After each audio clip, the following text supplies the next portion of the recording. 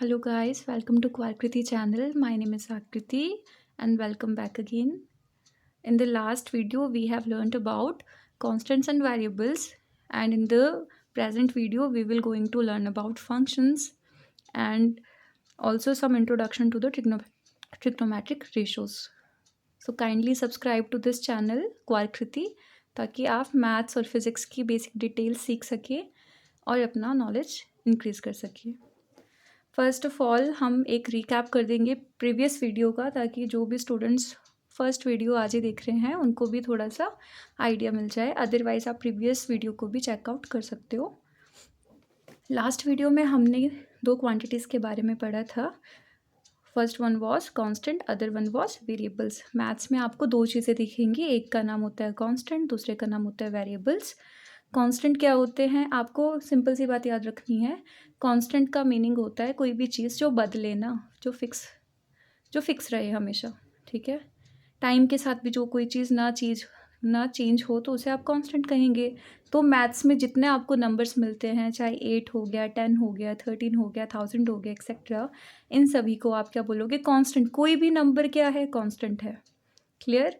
और कांस्टेंट कई बार काफ़ी इंपॉर्टेंट हो जाते हैं, स्पेशली इन फिज़िक्स, क्योंकि फ़िज़िक्स में बहुत सारे कांस्टेंट हैं, like universal gravitational constant, acceleration due to gravity की value, universal gas constant, spring constant, but spring constant material पे डिपेंड करता है।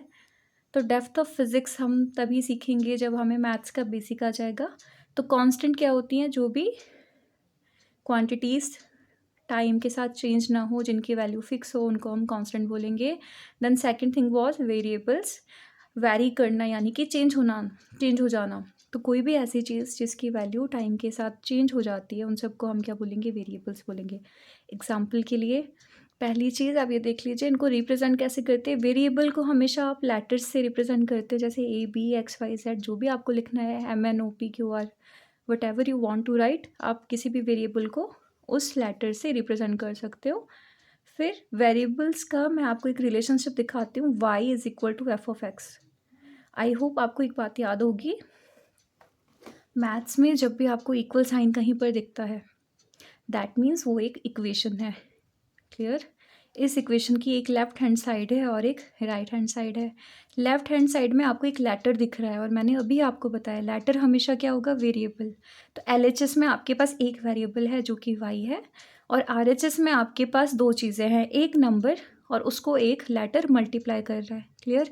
जब भी आपको ऐसा कुछ दिखे, जहाँ ज़रूरी नहीं है कि मल्टीप्लिकेशन का सिंबल ही होगा।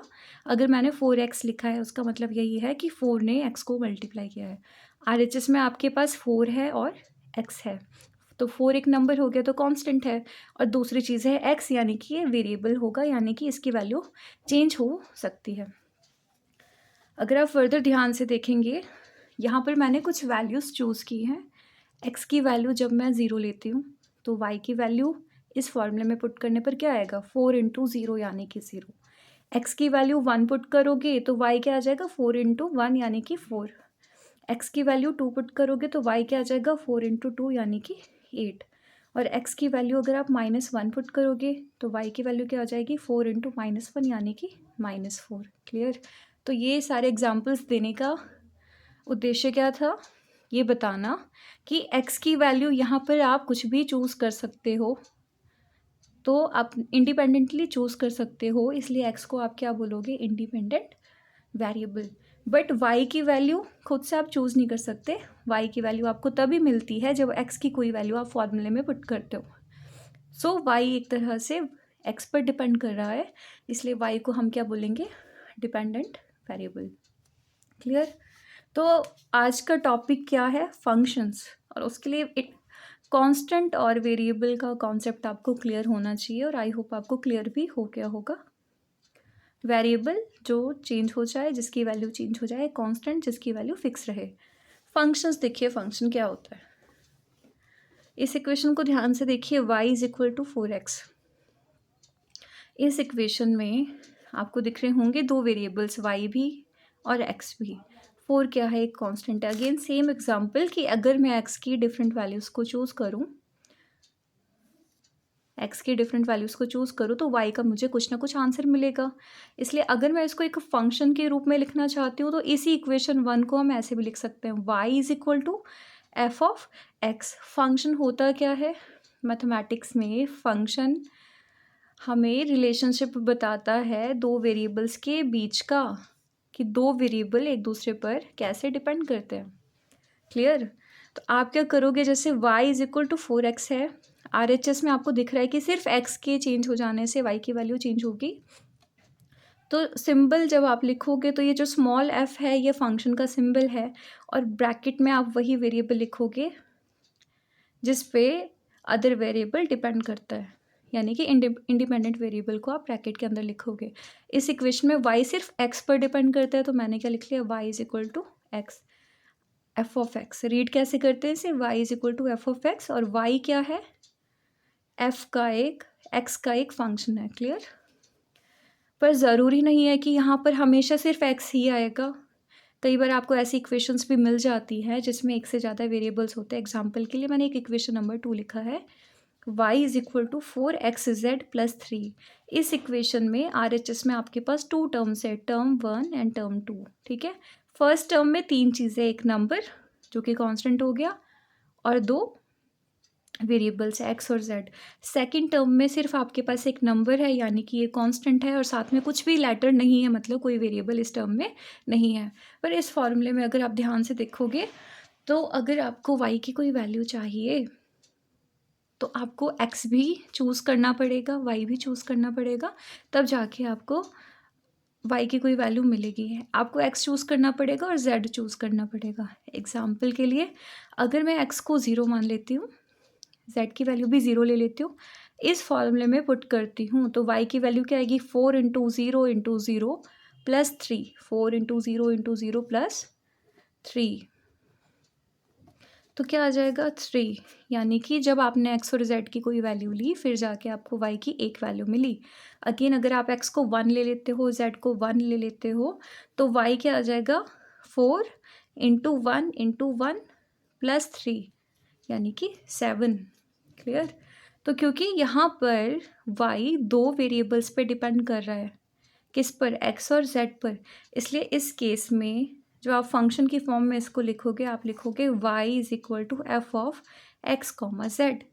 याद रखिए जब एक से ज़्यादा वेरिएबल आ जाते हैं तो फंक्शन वाले फॉर्मूले में बीच में आपको कॉमा लगाना पड़ता है। और ध्यान देने वाली बात यहाँ पर यह है कि अगर x वेरिएबल को चेंज करोगे तो भी y की डिफरेंट वैल्यू आएगी, और y और z वेरिएबल को चेंज करोगे तो भी y की डिफरेंट वैल्यू आएगी, और x और z की वैल्यू दोनों चेंज करोगे तो भी y का डिफरेंट आंसर आएगा। इसलिए y x और z दोनों पर डिपेंड करता है। क्लियर? अगर आप एग्जाम्पल से समझना चाह रहे हैं, चलो z की वैल्यू हम फिक्स कर देते हैं। z हमने पिछले केस में 1 लिया था, इस केस में भी हम z की वैल्यू 1 मान लेते हैं, और x की वैल्यू 1 की जगह 2 ले लेते हैं। तो y के फॉर्मूले में पुट करने पर इस बार आंसर क्या आएगा, 4 इंटू 2 इंटू 1 यानी कि 8, और उसमें 3 को ऐड करना है 11। लास्ट केस में 7 आया था, तो यस, किसी भी वेरिएबल को चेंज करोगे तो जो आपका डिपेंडेंट वेरिएबल है वो चेंज हो जाएगा। इसलिए जो y है वो किसका फंक्शन है, x और z का। क्लियर? तो आपके मैथमेटिकल एक्सप्रेशन में कितने भी नंबर ऑफ़ वेरिएबल्स हो सकते हैं। एग्जाम्पल के लिए इस इक्वेशन को ध्यान से देखिए, y is equal to 2abc plus a। इस इक्वेशन में भी दो टर्म्स हैं, और फर्स्ट टर्म में आपको यहाँ पर 3 वेरिएबल दिख रहे हैं a b c, और सेकंड टर्म में सिर्फ एक वेरिएबल दिख रहा है जो कि a है। इसका मतलब ये है कि आपको a b और c की अलग अलग वैल्यू पुट करनी पड़ेगी, फिर जाके आपको y का कोई आंसर मिलेगा। इसलिए आप अगर इसको फंक्शन की फॉर्म में लिखते हो तो y क्या हो जाएगा, F of a comma b comma c, यानी कि y a b और c 3 वेरिएबल्स पे डिपेंड करता है। आई होप आपको ये क्लियर होगा। थोड़ा सा इंट्रोडक्शन हम देख लेते हैं ट्रिग्नोमेट्रिक रेशोज़ का भी। ट्रिग्नोमेट्रिक रेशोज़, तो फर्स्ट ऑफ ऑल मैं आपको बता दूं कि ट्रिग्नोमेट्रिक रेशोज़ जानने के लिए आपको पता होना चाहिए एक राइट एंगल ट्रायंगल क्या होती है, और आई होप सबको पता है ये बात। तो this is the basic of mathematics, कि मेरे पास एक ट्रायंगल आ गई A B C. Right angle triangle का एटलीस्ट वन एंगल क्या होता है, 90 डिग्री का होता है। ठीक है, एंगल सम प्रॉपर्टी सबको पता है कि किसी ट्राइंगल के सभी एंगल्स का जो सम होता है वो 180 डिग्री के इक्वल होता है। So angle A plus angle B plus angle C क्या होना चाहिए, 180 डिग्री के इक्वल होना चाहिए। अब अगर हमें पता है कि एंगल बी किसके इक्वल है, 90 डिग्री के, तो बी की जगह मैं 90 डिग्री पुट कर लेती हूँ।